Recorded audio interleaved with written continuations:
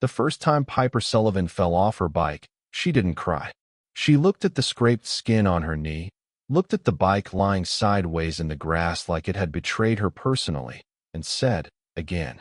That was the exact moment I understood I wasn't just fixing a bike chain that Saturday morning. I was about to become part of something a lot bigger than I planned for. My name is Owen Whitfield. I'm 36 years old, and I build decks, replace rotted porch boards, and frame additions for a living, which means I spend most of my life around other people's houses instead of my own. I live alone in a small rancher at the end of Birchwood Lane, the kind of quiet street where everyone waves from their car, but nobody actually knows each other's middle names. I liked it that way. Simple. Predictable. Nobody expecting anything from me except a level porch step and an honest invoice. 3 years before any of this happened, I was married to a woman named Kayla. It ended the way a lot of marriages end without anyone actually doing anything wrong enough to point at. She wanted a life that moved. Conferences, new cities, constant reinvention. I wanted Sunday mornings that stayed the same. We tried to meet in the middle for 2 years before we both admitted the middle didn't exist. No affair, no shouting match, just two people quietly packing boxes and pretending the silence in the truck wasn't its own kind of goodbye. After the divorce, I told myself I was fine being just a guy who fixed things. Houses mostly. Nothing that could leave. Then in the spring, a woman named Grace Bennett moved into the yellow house 2 doors down with her daughter, Piper, who was 7 and had opinions about everything from cereal brands to the correct way to fold a blanket. I noticed them the way you notice new neighbors, politely, at a distance. Grace was maybe 34, dark red hair always pulled back in a loose braid, the kind of tired that comes from doing everything alone and not complaining about it out loud. She waved when she got the mail. I waved back. That was the whole relationship for about a month. Then one Saturday in June, I was loading lumber into my truck when I heard a small, furious voice yelling, "It's not fair," followed by the metallic clatter of a bike hitting the sidewalk. I looked over and saw Piper standing over a purple bike with training wheels still attached, glaring at it like it had personally wronged her. Grace was crouched beside her, trying to reason with a 7-year-old who had clearly moved past reasoning. "Sweetheart, we'll figure it out," Grace said. "Dad said he'd teach me," Piper said, and he didn't. That sentence had weight to it. I could hear it even from my driveway. Grace's face did something complicated, patient on the surface, tired underneath. I wasn't going to interfere. That wasn't my business. I'd learned a long time ago that other people's family situations were exactly that, other people's. But then Piper looked up, saw me standing there with a 2x4 over my shoulder, and said, loud enough for the whole street to hear, "Do you know how to ride a bike?" Grace's head turned so fast I thought she might get whiplash. "Piper." "What?" "I'm just asking." I set the lumber down slowly, buying myself a second to figure out whether I was about to make a mistake. "I do know how to ride a bike," I said. "Pretty good at it, actually." Piper narrowed her eyes like she was interviewing me for a serious position. "Better than my dad?" "Piper," Grace said again, sharper this time. Embarrassed in the specific way parents get embarrassed when their kid says the true thing out loud in front of a stranger. I looked at Grace, silently asking permission with my eyebrows. She looked exhausted and a little wary, the way anyone gets wary when a single man offers to spend time with their kid, and I respected that instinct more than I would have respected the opposite. "I don't want to overstep," I said, "but if you want, I could take a look at the training wheels. Sometimes they're just adjusted wrong." Grace studied me for a second too long, the kind of look that wasn't about the bike at all. Then she said, "It's just the training wheels for now. Just adjusting them." "Just the training wheels," I agreed. That was how it started. Not a date. Not a plan. Just a man with a wrench crouching in the grass beside a purple bike, while a little girl supervised with her arms crossed like a foreman. The training wheels turned out to be fine. What wasn't fine was that Piper hated them. She wanted them off entirely, and when I mentioned that to Grace, her face went through about 4 emotions in 2 seconds. "She's asked for 2 weeks, Grace admitted. "I just haven't had a free Saturday, and I don't really know how to teach it without." "I don't know," some kind of running behind her marathon. I can show you the trick, I said. It's not really about running behind them. It's about the seat height and knowing when to let go. Grace looked at me for a second like she was deciding something. Then she said, "You don't have to do that." "I know. I mean it. You've got your own Saturday." "I know that too." She almost smiled. "Almost." "Okay," she said. "If you're offering." That Saturday became the first of many. I lowered the seat, took off the training wheels, and spent 40 minutes jogging alongside Piper with one hand hovering near the back of the seat while she screamed instructions at herself. "Don't look down, don't look down, don't look down." Grace sat on the porch steps with a mug of coffee, watching, and every time Piper wobbled and caught herself, Grace made this small sound, half gasp, half laugh, like her whole nervous system was riding that bike right along with her daughter. By the fourth attempt, Piper went 20 feet without me touching the seat at all. She didn't know it yet.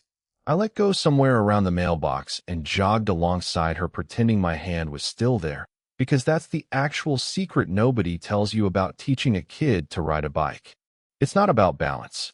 It's about confidence lying to itself until the lie becomes true. "Owen, I'm doing it," she shouted, and then looked back and saw my hands were empty and the bike wobbled hard enough that I lunged forward on instinct, catching the handlebar before she went down. She stopped, breathing fast, staring at the empty space where my hand should have been. "You let go." "I did." "Why didn't you tell me?" "Because you would have thought about it too hard," I said. "And thinking about it is what makes you fall." Piper considered that with the seriousness of a much older person. Then she said, "Do it again. Don't tell me this time either." I looked back at the porch. Grace was standing now, coffee mug forgotten on the railing, both hands pressed to her mouth, and even from 30 feet away, I could see her eyes were bright. She wasn't just watching her daughter learn to ride a bike. She was watching a very specific kind of relief settle into her kid's shoulders, the kind that comes from somebody showing up and staying long enough to matter. We went another 6 times that afternoon. By the end, Piper could go the length of the street and turn around at the stop sign without stopping to think about it. When she finally climbed off, cheeks red, hair sticking to her forehead, she ran straight past me to the porch and threw her arms around her mother's waist. "I did it. I did it. I actually did it." Grace laughed and hugged her back, looking at me over Piper's head with an expression I didn't have a name for yet. Gratitude, sure, but something underneath the gratitude too. Something quieter. "Thank you," she said, once Piper had run inside to get water and inevitably tell someone on the phone about her achievement. "You didn't have to do all that." "I wanted to," I said, and realized as I said it that it was true in a way that surprised me a little. Grace wrapped her arms around herself even though it wasn't cold. "Her dad was supposed to teach her," she said. "Back in March. He had it on the calendar and everything. Then he canceled twice. And the third time he just didn't show up, and she waited on the porch for an hour before she stopped asking when he was coming." Something in my chest tightened at that. "That's rough." "It's very him," Grace said, and there was history in that sentence, a whole marriage compressed into 3 words. I didn't ask more.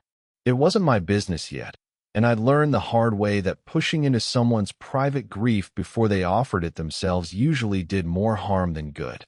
So I just said, "Well, she's got it now. Nobody can take that away from her." Grace looked at me for a long moment. "No," she said softly. "I guess they can't." That should have been the end of it.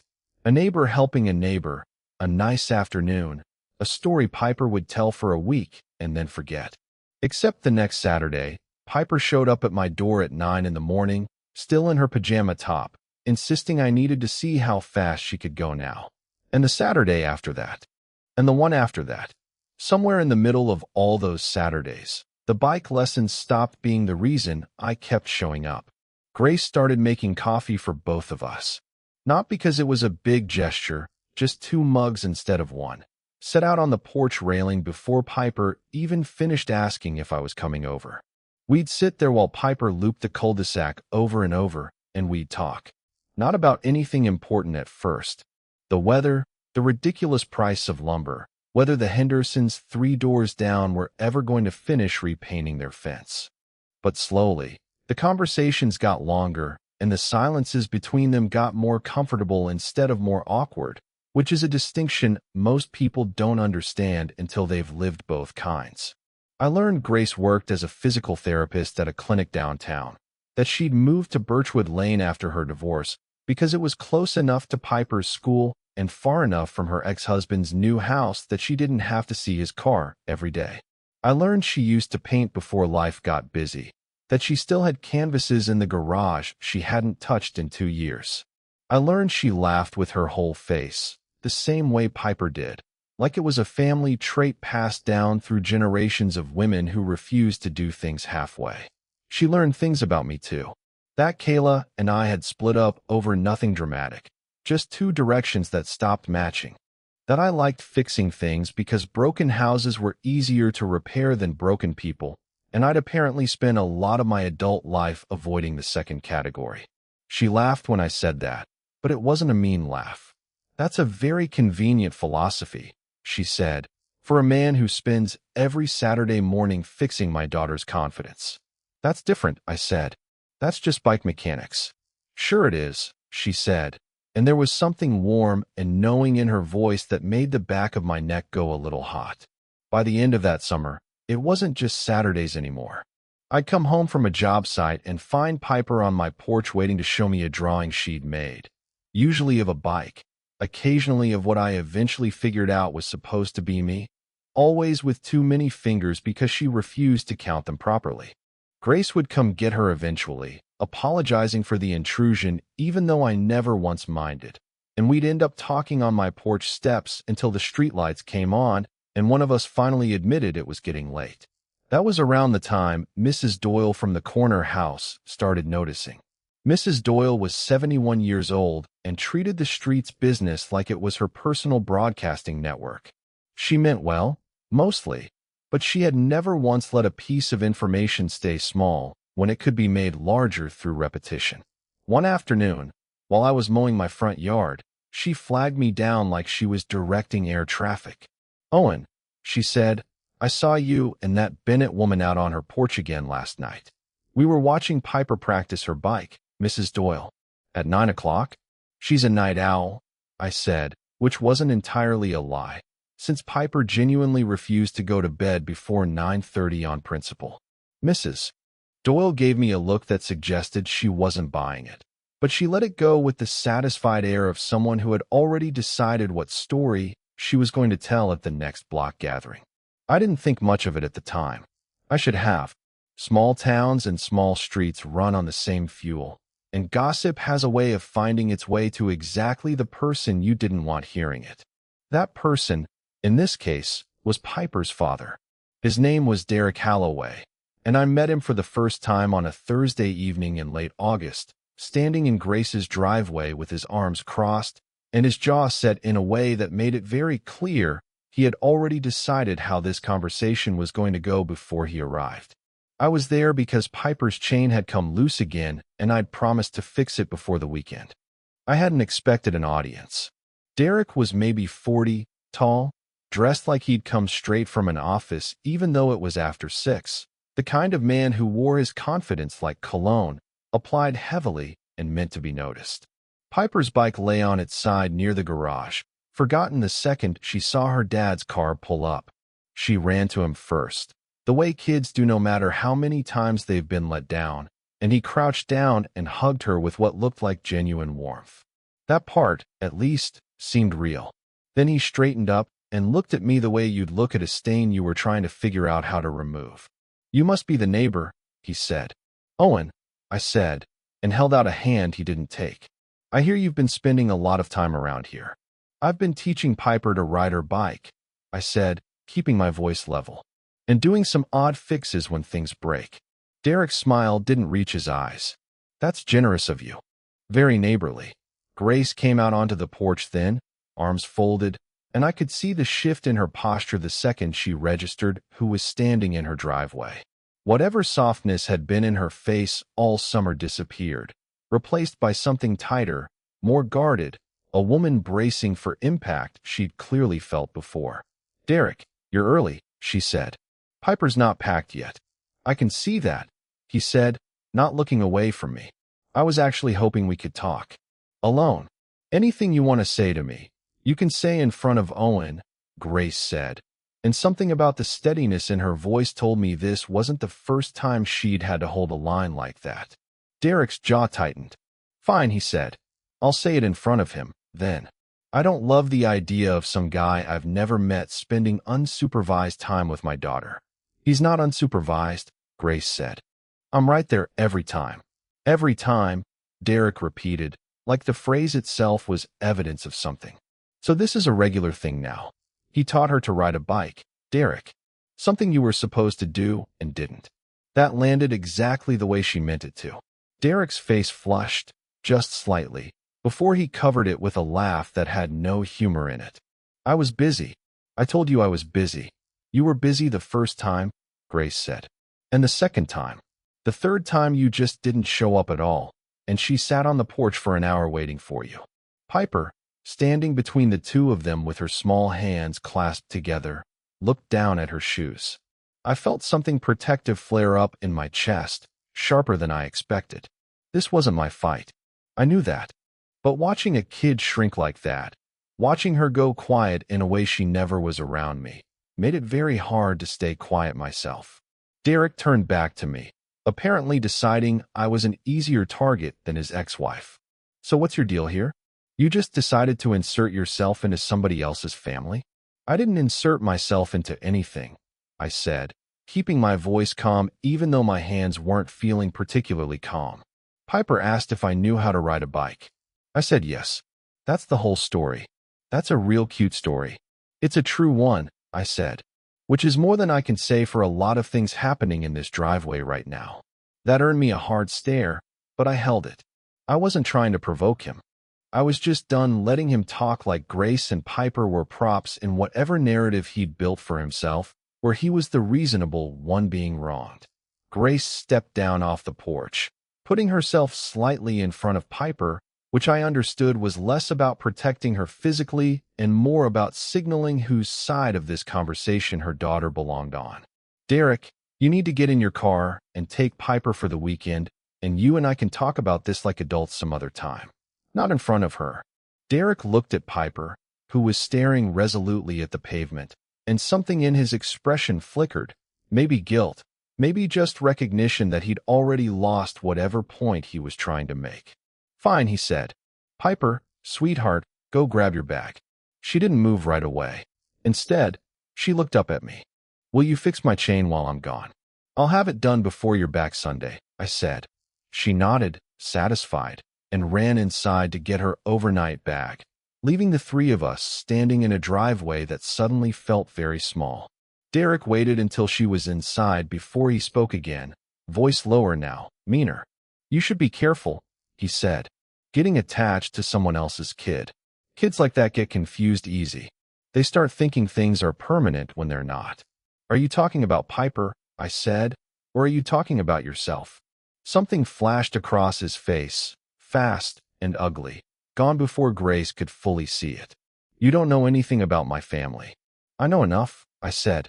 I know a little girl waited an hour on a porch for you and taught herself not to expect you to show up. That's not something I did to your family, Derek. That's something you did. He didn't have an answer for that. Grace's eyes were bright, not with tears exactly, more like the particular sting of hearing something true said out loud after years of swallowing it quietly. Piper came back out with her bag, and Derek forced a smile onto his face, the professional kind, the kind that meant nothing underneath it. Ready, kiddo? Ready, she said, and hugged Grace tight before climbing into his car. She waved at me through the window as they pulled away, and I waved back, feeling the tension drain slowly out of my shoulders. Grace let out a long breath once the car turned the corner. I'm sorry, she said. You shouldn't have had to see that. You don't have to apologize for him. I know. She rubbed a hand over her face. He does this. Shows up, picks a fight, leaves feeling like the victim. It's exhausting. You handled it well. I've had practice, she said, with a dry laugh that didn't have much humor in it. She looked at me then, really looked, the way she had that first Saturday on the porch. He's not wrong about one thing, though. What's that? Piper is attached to you, she said. More than I probably should have let happen without asking you what you actually wanted out of all this. The question sat there in the evening air, honest and a little vulnerable in a way Grace usually wasn't with me.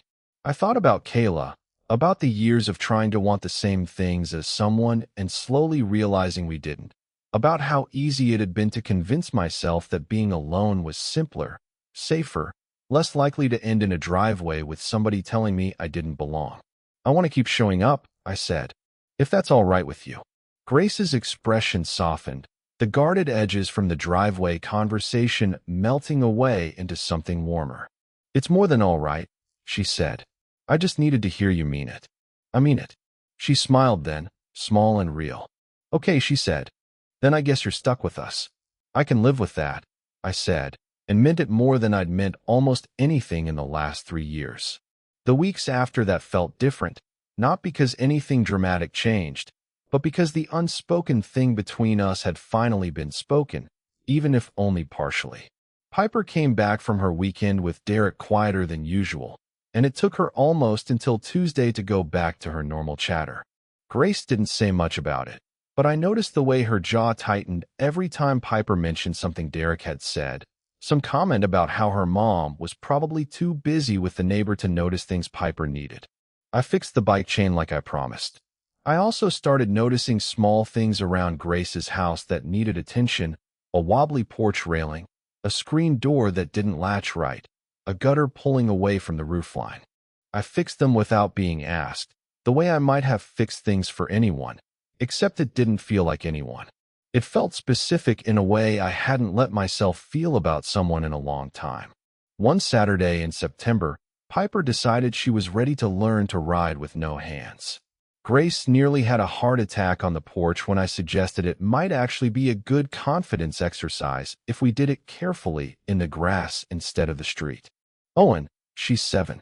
She's 7, and she's already better on that bike than most adults I know, I said. Trust me. Grass, low speed, I'll be right beside her. Grace crossed her arms, unconvinced, but she didn't stop me either, which I'd started to understand was her particular brand of trust. Piper wobbled through 3 attempts, laughing every time she grabbed the handlebars again in a panic, and on the 4th try she went almost 10 feet with her arms out like airplane wings before toppling sideways into the grass, giggling so hard she could barely breathe. Did you see that? Did you see that, Mom? I saw it. Grace called from the porch, laughing herself now, all traces of worry gone. You're basically a stunt double. Piper flopped onto her back in the grass, staring up at the sky, breathless and grinning. Then, out of nowhere, the way kids do when they've been quietly working something out in their head for a while, she said, Owen, are you going to marry my mom? I nearly choked on nothing. Grace went very still on the porch, coffee mug frozen halfway to her mouth. Piper, she said, mortified, that's not really. I'm just asking, Piper said, sitting up, entirely unbothered by the chaos she'd just caused. Because you're here all the time, and you fixed our porch, and Mom smiles different when you're around. That last part landed somewhere in my chest I wasn't fully prepared for. Grace's face had gone the color of a sunset, and she opened her mouth like she was going to smooth this over, apologize again, deflect the way she usually did. I crouched down next to Piper instead. I don't know about marrying anybody, I said carefully, but I can tell you I'm not planning on going anywhere. If that helps. Piper considered this with her usual gravity.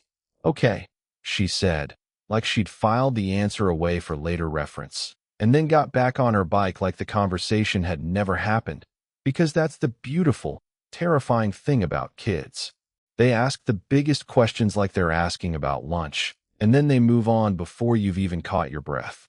Grace, on the other hand, did not move on quite so easily. Once Piper was looping the yard again, absorbed in her own momentum, Grace came down off the porch and stood next to me, arms wrapped around herself despite the warm evening. Sorry about that, she said. She doesn't have a filter. Don't apologize, I said. I meant what I told her. Grace looked at me sideways. Which part? That I'm not going anywhere. Something shifted in her face. Careful hope mixed with old caution, The particular expression of someone who has been disappointed enough times that even good things arrive wearing a little armor. You know this isn't simple, she said quietly. It's not just me. It's her too. If this doesn't work, it's not just my heart that gets messed up. I know that, I said. I'm not asking you to pretend it's simple. I'm just telling you I'm not the kind of man who shows up for the easy parts and disappears when it gets complicated. I never have been. Grace studied me for a long moment, like she was checking my words against everything she already knew about me from 3 months of Saturday mornings and porch conversations and small fixed things around her house. Whatever she found there seemed to satisfy her, because she reached over and took my hand, right there in the yard, in full view of Mrs. Doyle's kitchen window, which I had no doubt was occupied. Okay, she said. Then I guess we're doing this. I guess we are. It wasn't a kiss, not yet, but it was something steadier than that. A decision made in daylight instead of a stolen moment in the dark, which felt more honest somehow. More like the beginning of something built to last rather than something built to feel exciting for a while and then quietly fall apart. Derek did not take the news well when Piper, predictably, mentioned it to him the following weekend. I found out about it secondhand, through Grace, who called me Sunday evening sounding tired in a way I hadn't heard from her before. He's threatening to file for more custody, she said, the words coming out flat, like she was still processing them herself. Says he doesn't think it's a stable environment for Piper to be around, and I quote, a man she's known for 3 months. Does he have any actual grounds for that? No, she said, but that's never really stopped him from trying. He's got money for a good lawyer and a talent for making things sound worse than they are. I've been down this road with him before, back during the divorce. He knows how to make people believe things. I felt the same protective anger from the driveway rising in my chest again, except this time it had somewhere further to go. What do you need from me? Honestly, Grace let out a long breath. I don't know yet. I might need you to just be exactly who you already are. Steady. Boring, in the best possible way. I can do boring, I said. Boring's basically my whole personality. That got a tired laugh out of her, which felt like a small victory given the circumstances. I'm serious, though, she said. If this goes anywhere, if he actually files something, they might ask about you. About us. I need to know you're not going to get spooked and disappear the second things get legally complicated. Grace, I said, I fixed your porch railing because it needed fixing, not because I was hoping to get something out of it. I've spent every Saturday for 3 months teaching your daughter to ride a bike because I wanted to be there, not because I was building towards some exit strategy. I'm not spooked. I'm not going anywhere. The silence on the line had a different texture than the ones before, softer, relieved. Okay, she said finally. Okay, I believe you. Derek did eventually follow through, at least partially. He didn't file for full custody. His lawyer apparently talked him out of anything that dramatic once they looked at the actual custody agreement and realized he didn't have a case. But he did request a formal review of the current arrangement, citing a significant change in household circumstances. It was enough to require a mediation session, enough to put both Grace and me through a stressful few weeks of preparing for a conversation neither of us particularly wanted to have. The mediation happened on a Tuesday afternoon in a beige conference room that smelled like burnt coffee and old carpet. I wasn't technically part of the meeting since I had no legal standing in any of it, but Grace asked me to wait outside just in case, and I did, sitting in an uncomfortable plastic chair for 2 hours while voices rose and fell behind a closed door I couldn't quite hear through. When Grace finally came out, her face was pale but composed, the particular composure of someone who had just won something exhausting rather than something easy. She sat down next to me without a word for a moment, staring at the wall. How'd it go? I asked carefully. Mediator basically told Derek there was nothing here, she said. No evidence of instability, no evidence of neglect, nothing except a man who's uncomfortable that his ex-wife found someone decent while he's still dating 26-year-olds he met at a gym. He said that? About the gym? He didn't have to, Grace said, a faint, exhausted smile pulling at her mouth. I've seen his Instagram. I laughed despite myself. and Grace leaned her head against my shoulder, the first time she'd done that in public, in a place where anyone could see. "Thank you for waiting," she said quietly. "I know you didn't have to." "I wanted to," I said, which had become something of a refrain between us by then, the honest answer to almost everything. The custody arrangement stayed exactly as it had been before Derek's complaint, which meant, in effect, that his entire attempt to disrupt things had accomplished nothing except making his own frustration a matter of legal record. Piper, blessedly, never fully understood what had happened behind closed doors that Tuesday. To her, it was just another weekend with her dad, followed by another Saturday morning with her bike and her mom's coffee mug, and me crouched in the grass, checking her tire pressure like it was the most important job in the world. Winter came slower than I wanted it to that year, though eventually the bike lessons turned into hot chocolate on the porch and blanket forts in Grace's living room, while Piper narrated increasingly elaborate stories about the stuffed animals she insisted were secretly running a restaurant. Grace and I settled into something that felt less like a new relationship and more like a life we'd simply been building toward without realizing it. I started leaving a toolbox at her place because I was there often enough that driving back and forth for it stopped making sense. Piper started leaving her bike helmet on my porch, a small purple thing with a sticker of a unicorn on the side, like she was staking claim to a corner of my life the same way I'd staked claim to a corner of hers. Derek, to his credit, eventually calmed down, mostly because the 26-year-old from the gym apparently became a more permanent fixture in his life, giving him something else to focus his attention on besides monitoring his ex-wife's front porch. He was never warm toward me, not in any of the handful of times our paths crossed after that, but he stopped trying to pick fights in driveways, which I counted as its own kind of progress. Mrs. Doyle, for her part, eventually stopped gossiping about us and started bringing over banana bread instead, which I took as the neighborhood's official seal of approval, delivered in loaf form. The following spring, almost exactly a year after that first Saturday with the loose training wheels, Piper turned 8, and for her birthday, she asked for exactly one thing beyond the usual assortment of toys and books. She wanted to enter the neighborhood kids' bike race that the community association held every June, a loose, informal thing where a dozen kids pedaled around 3 blocks while their parents cheered from lawn chairs and somebody's uncle acted as an unqualified but enthusiastic finish line judge. We spent 2 months training for it, not because 8-year-olds particularly need training for a neighborhood bike race, but because Piper treated the whole endeavor with the seriousness of an Olympic qualifier, and I wasn't about to be the one to tell her that wasn't necessary. We practiced turns, practiced starts, practiced the specific stretch of sidewalk near the Hendersons' house where a crack in the pavement had apparently claimed several riders over the years. On the day of the race, Grace sat on a lawn chair near the finish line with a thermos of coffee and an expression somewhere between pride and pure nervous energy. The same expression I remembered from that very first Saturday, except now there was nothing guarded in it at all.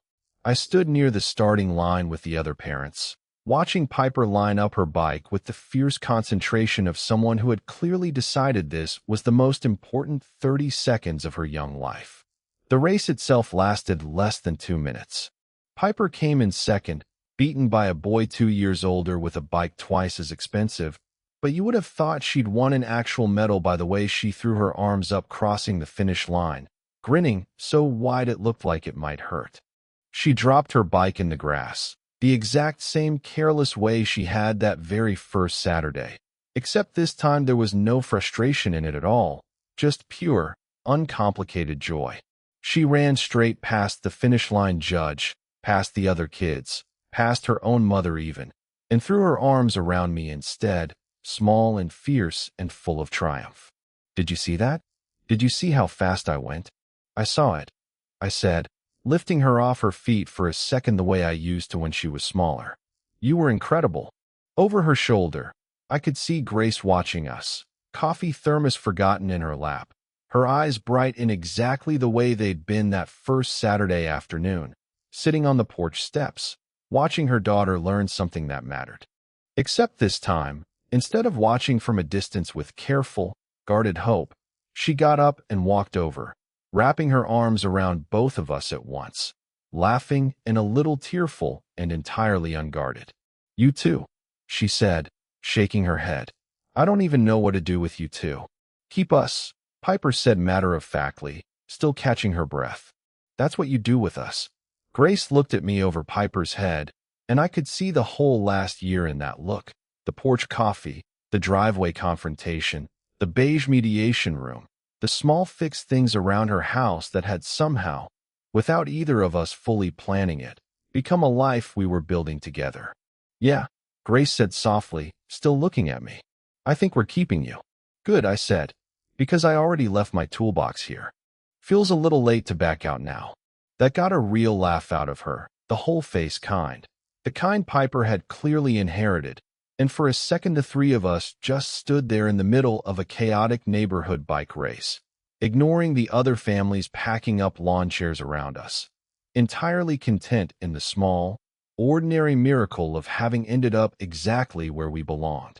6 months later, I asked Grace to marry me, not with some elaborate speech or a restaurant reservation designed to catch her off guard, but on her own front porch on an ordinary Tuesday evening, with Piper's purple bike leaning against the railing beside us and a ring I'd been carrying around in my truck for 2 nervous weeks trying to find the right moment, before finally realizing there was no moment more right than any of the hundreds of ordinary evenings we'd already spent right there on those steps.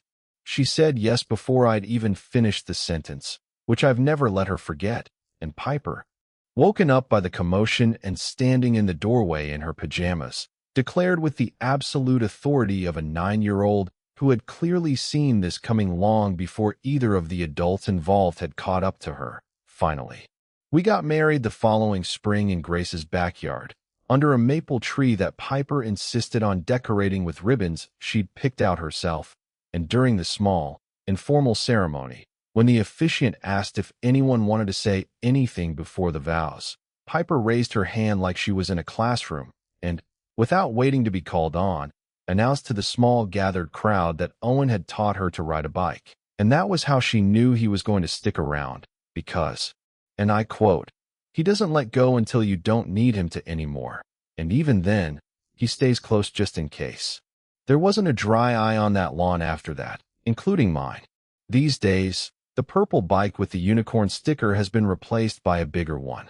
Since kids have the audacity to keep growing whether you're ready for it or not, and most Saturday mornings still start the same way they did that very first summer.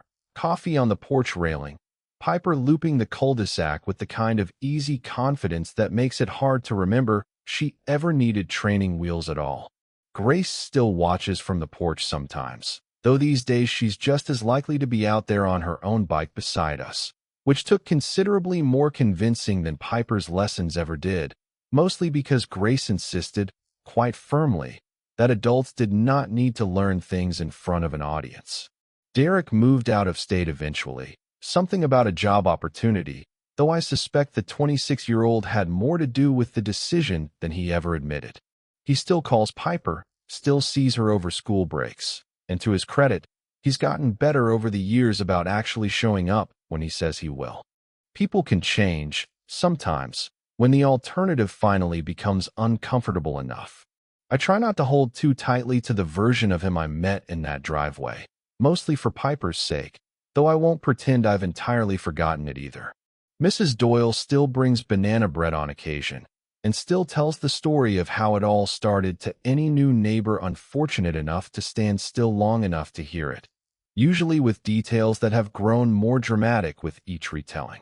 In her version now, I believe there was a rainstorm involved, and possibly a proposal on the very first day, neither of which happened, but I've stopped correcting her. Some stories get better with a little embellishment, and honestly, ours didn't need much help to begin with. Sometimes, on quiet evenings, I still think about that first Saturday, the purple bike lying sideways in the grass, Piper's small, furious voice insisting again instead of crying, Grace's cautious, hopeful eyes watching from the porch steps, like she wasn't quite sure yet whether it was safe to hope for something better.